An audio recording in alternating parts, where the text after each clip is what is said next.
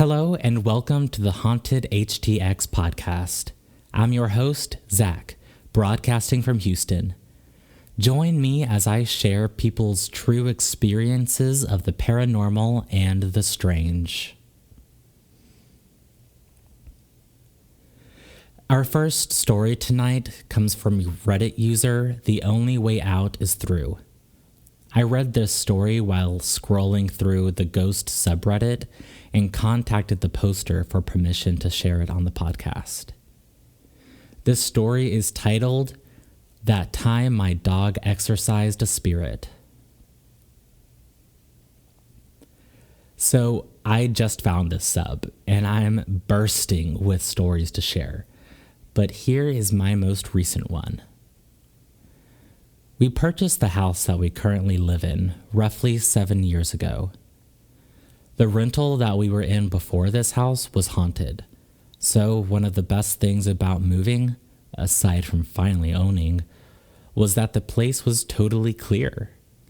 It had fantastic, warm, open, and friendly vibes. I researched and found that despite it being 100 years old, it had only had 4 previous owners. It was beautifully renovated and updated throughout, and nothing felt off. Even the old, cold basement was fine.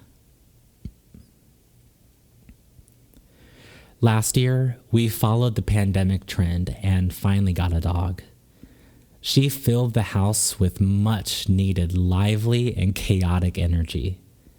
At first, she did all the normal things, following me around, begging for food and scritches and peeing on the rug, etc.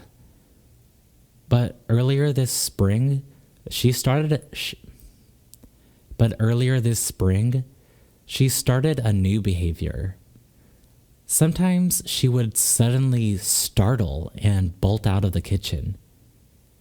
She would stand in the living room and stare at one spot in the kitchen and shiver and whine and growl with her hackles standing straight up.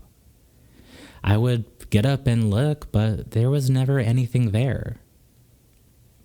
The owners before us had completely gut renovated, and the space where the dog would stare was just an empty space next to the kitchen table. This behavior went on for a while, and I tried to ignore it. However, I started getting that weird feeling of being watched or not being alone. I started seeing things out of the corner of my eyes in the kitchen and living room. I would be engaged in something and suddenly do a double take because I thought I saw a figure. But there was never anything there when I jerked my head up. I figured I was either A, losing it, or B, there was a ghost, but it wasn't showing itself to me, and I preferred to keep it that way. Several weeks into this, I was flipping laundry in the basement and absent-mindedly looking at the pipes in the low ceiling above me, and I saw an old gas line that had been capped off but ran up into the kitchen floor above me. That means the original stove stood in the exact same spot my dog was reacting to. Later this spring, end of April, early May, my husband and oldest went on a camping trip for a weekend. It was me, my youngest, and doggo on our own. I ordered us a pizza and let my youngest pick a movie. Towards the end of the film, I see a shadowy black orb in my peripheral vision. It stands out against the white decorative molding where the wall and ceiling meet. I decide I'm not going to look since I know nothing will be there when I give it my attention, just like every other time. I concentrate on the movie. For Narnia! But the orb is just hanging out there.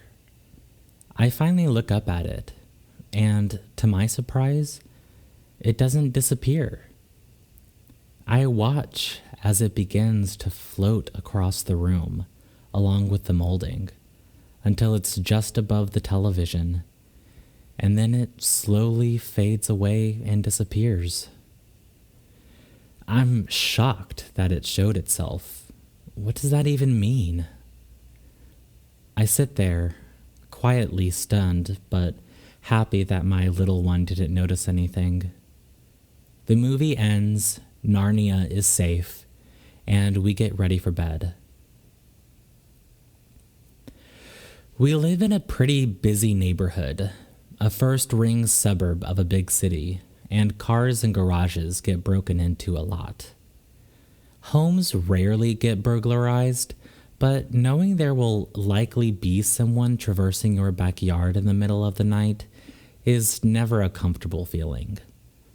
I always lock up, but I triple-checked every door, window, even the attic ones, since my husband was gone. I didn't want to be up worrying over every little sound. I crate my dog for the night and head upstairs. By this point, she is used to the house and neighborhood noises.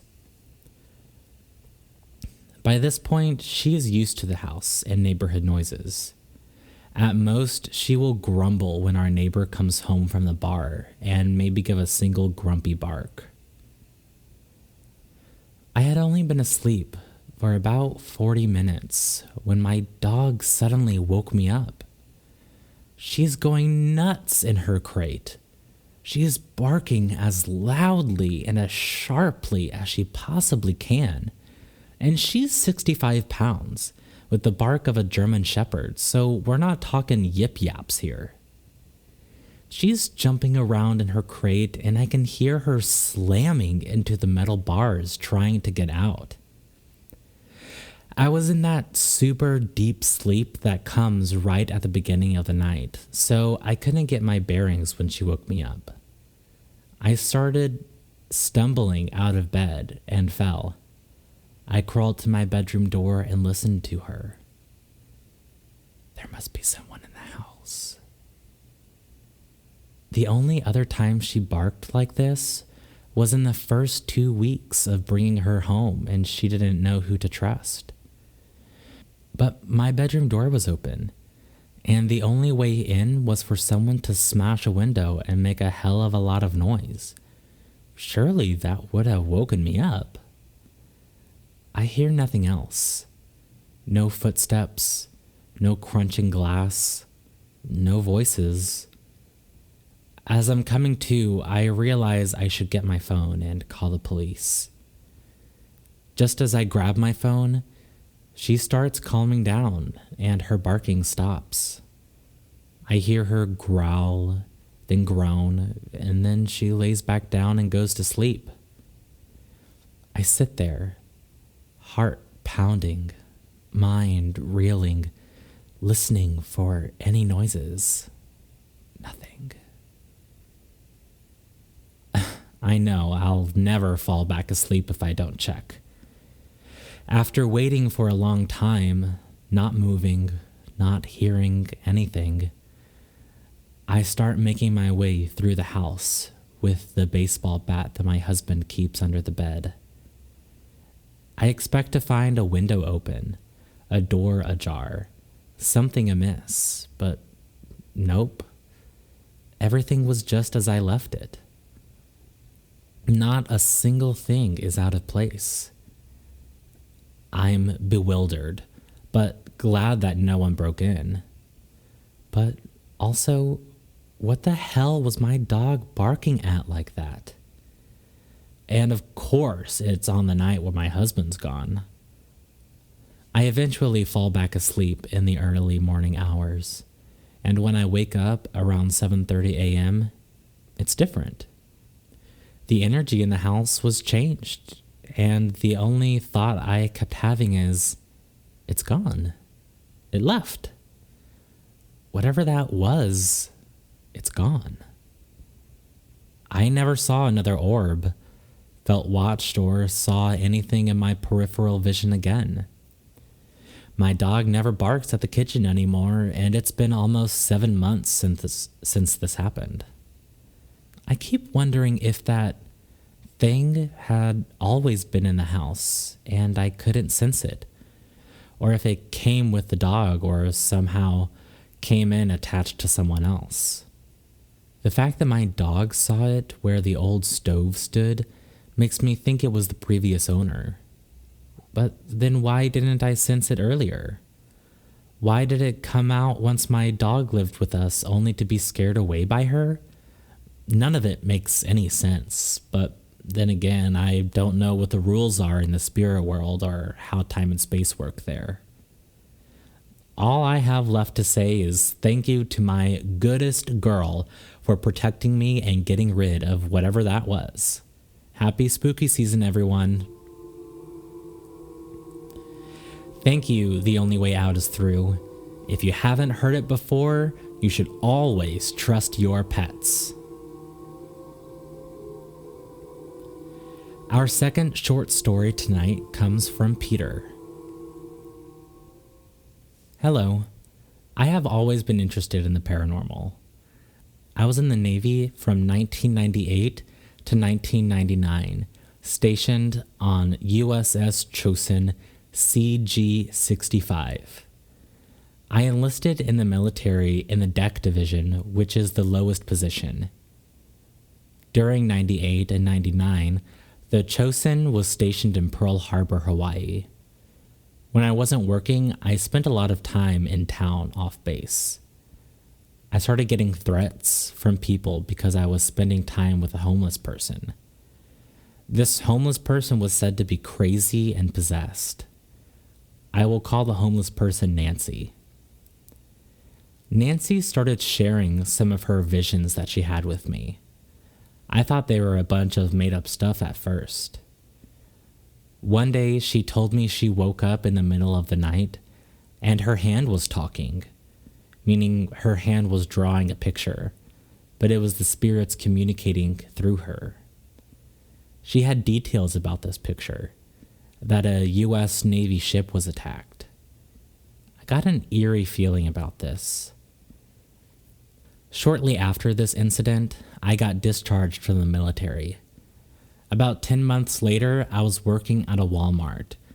Just went on lunch break to eat dinner. There was a TV in the break room. Special news came on. The first picture that came on brought back memories, and the hair on my neck stood up. It was the same exact picture that had been communicated to Nancy through the spirits about the USS Cole being attacked. I have had some other phenomenon like this go on. First of all, thank you, Peter, for your service and for sharing your experience. I did some research about the USS Cole because I hadn't heard about it before, and this is what I found. The USS Cole was a Navy destroyer that was bombed on October 12th of 2000, while it was refueling in the Yemeni port of Aden. The suicide bombing created a 40-foot wide hole at the waterline, killing 17 United States sailors and injuring many others.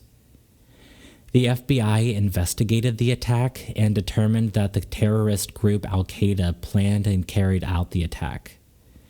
I got this information from the FBI.gov website if you wanted to check it out. This next story comes from Kato de la Cruz and is a dream that they had about a past life. Kato has a lot of stories and has written several of them up for a project of their own. This story is called Dark Skin. I heard a loud crack. My body kicked no more. Suddenly, there was no more pain. No more physical pain, at least. My neck had snapped, and my body was instantly paralyzed. I was not yet dead, though. My body automatically still gasped for air as the rope dug into the skin of my neck, crushing my windpipe. At first, I was overwhelmed by the sound of the gurgling and confused to where it was coming from. Then came the uncomfortable realization that the terrifying sound was coming from me. My body swung from the violent movement of the action. The squeak of the rope slowing as my body became limp.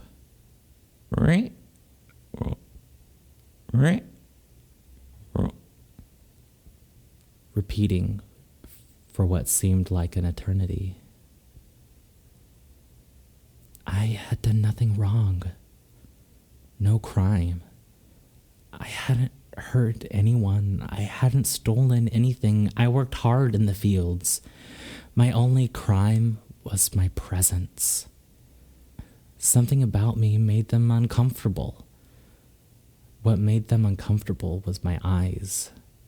I saw them. They didn't want to be seen for who they were. My people kept my gift quiet. I said nothing. My size and stature were enough to draw attention and to put the white man on full alert. Sentenced to a death by a mob. The crime? The color of my skin. The rope still squeaks.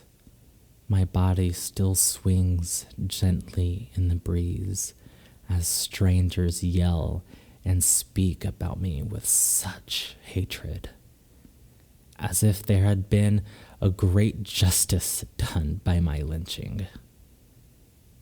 I wondered back if I'd even ever before seen the men that came and grabbed me. I recognized none, save for a few faces I'd seen in town when I'd been brought for errands.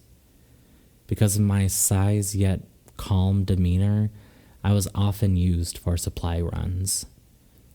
I was used for loading and unloading. One day, on various occasions, I made the mistake of making eye contact with a white man. I'd look him directly in the eyes to acknowledge his spirit. For that, I would pay with my life. The rope squeaks less and less. The gurgling has stopped. Yet I'm still here, still listening. Although there is no more physical pain, the pain of compassion for these people has become nearly overwhelming. The horrible things they say. I feel my body as it hangs limp. I can even feel outside of it, gradually more so, like a bubble all around my body. The more that radiates, the more I feel.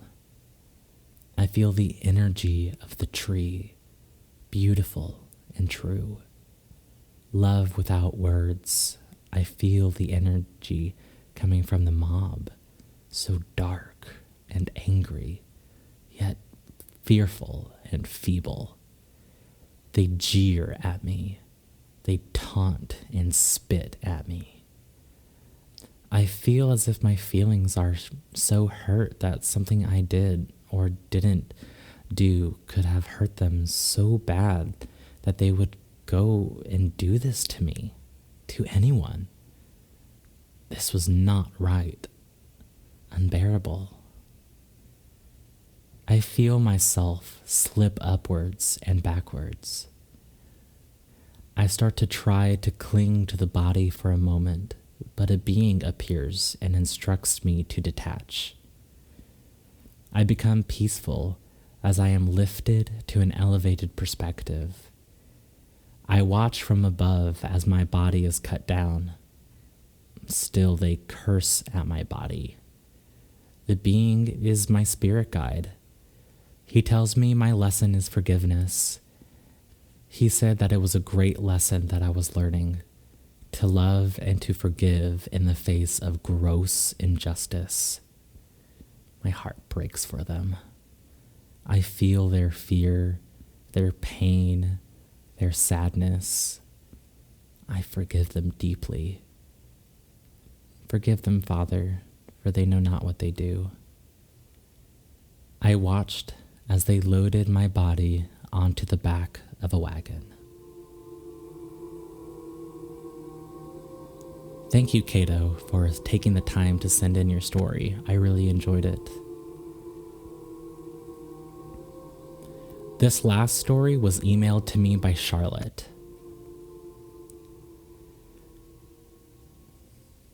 My story is probably more poltergeist than ghost.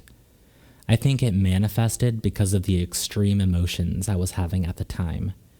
Or maybe not, or maybe a mixture of both. My ex-husband of 22 years at the time was cheating, and I found out, and our youngest son was affected by it because the girl at the time was only 17 and made out with our son a week prior to us finding out. He ended up leaving me for her years later and is married to her. Anyway, so it was a very emotional time for all of us. The first time the ghost manifested was to my husband at the time. He accused me of looking out the window to watch him leave. I never did that, and he accused me on 2 separate occasions of doing the same thing.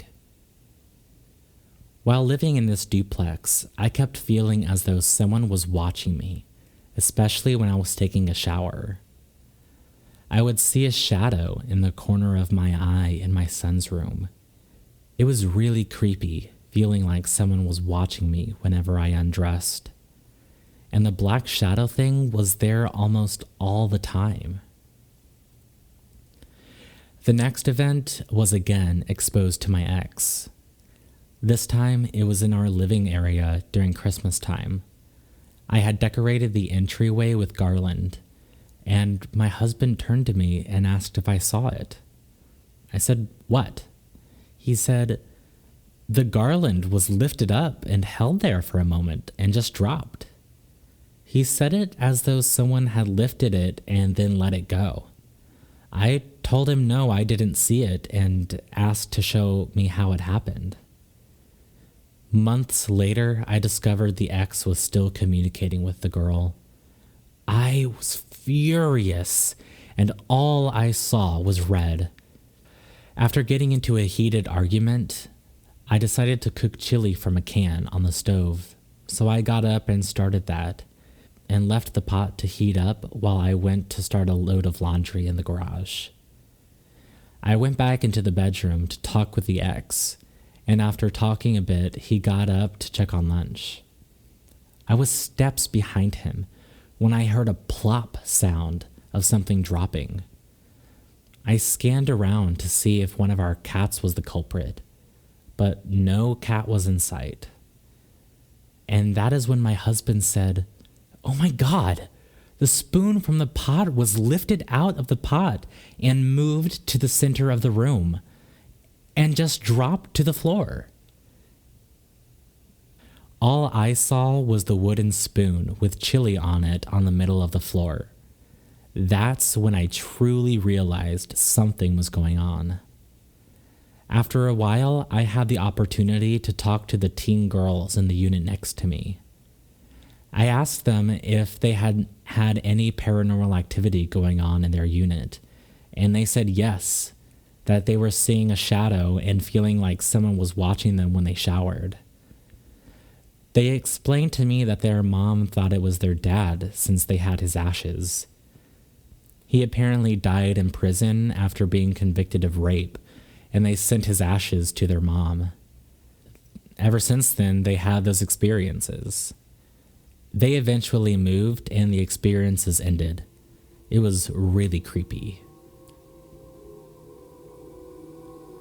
Thank you, Charlotte, for your story. I wonder if that spirit was trying to get a taste of that chili. That is all the stories of this episode of Haunted HTX Podcast. I want to thank The Only Way Out Is Through, Peter, Kato, and Charlotte again for their stories, and as always, Oscar for doing the intro music. If you have a story you'd like to share for the podcast, email me at hauntedhtx@gmail.com. Don't forget to subscribe so you don't miss the next episode, and please feel free to rate and review the podcast wherever you're listening. And tell your friends about the new spooky podcast you're listening to. You can find us on social media at HauntedHTX on Twitter and Instagram, or on Facebook at HauntedHTXPod. And with that, y'all have a good night.